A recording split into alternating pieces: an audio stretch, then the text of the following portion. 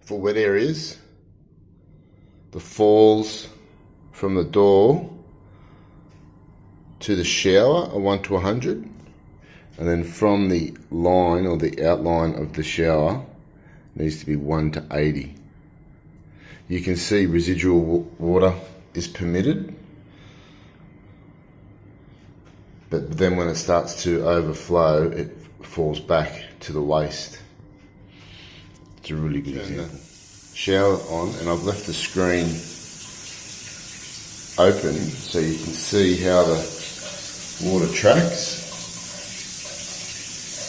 But because the fall's correct, it's going to track back into the waste. That's a really good example. That's as far as it really goes. So it won't be tracking to the doors.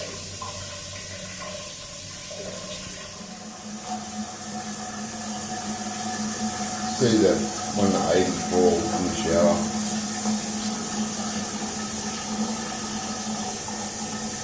Straight into the waste.